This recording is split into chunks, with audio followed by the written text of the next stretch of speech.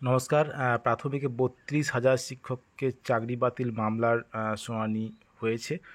কিছুক্ষণ আগে শুনানি শেষ হয়েছে এবং সেখানে নতুন আপডেট উঠে এসছে, নতুন তারিখ কিন্তু এসছে আবার।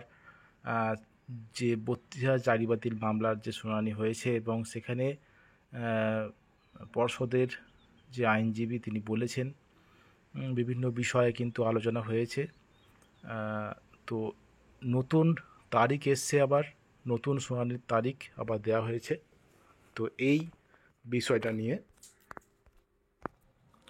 দেখতে পাচ্ছেন the West Bengal board of primary education versus Priyanka Naskar, এই মামলা ম্যাট 873 2023 সাল থেকে এই মামলা চলছে।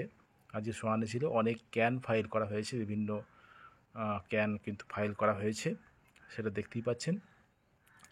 আজকে শুনানি যেটা হয়েছে, নতুন তারিখ দেওয়া হয়েছে একটা, পরবর্তী শুনানির তারিখ সেটা 23 তারিখ, 23শে জুন আবার শুনানি হবে এই ৩২,০০০ চাকরি বাতিল মামলার। প্রাথমিকে 2014 সালের ডেট থেকে যে 2016 সালের নিয়োগ প্রক্রিয়া এবং 2017 সালের জয়েনিং, যে প্রায় 42,000-এর কিছু বেশি নিয়োগ করা হয়েছিল এবং সেখানে 32,000 মতো নন ট্রেন নিয়োগ করা হয়েছিল। সেই 32,000 নিয়ে কিন্তু এই মামলা চলছে দীর্ঘ 2 বছর ধরে। একবার রায়ও হয়েছে সিঙ্গেল বেঞ্চে, আবার ডিভিশন বেঞ্চে কিন্তু এটা চলছে। তো বিভিন্ন বিষয় নিয়ে আলোচনা হয়েছে এবং আজকে কিছু সেভাবে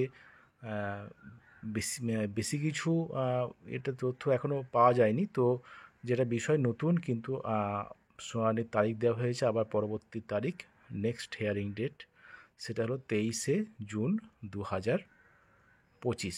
আবার কিন্তু শুনানি হবে হাইকোর্টের ডিভিশন বেঞ্চে।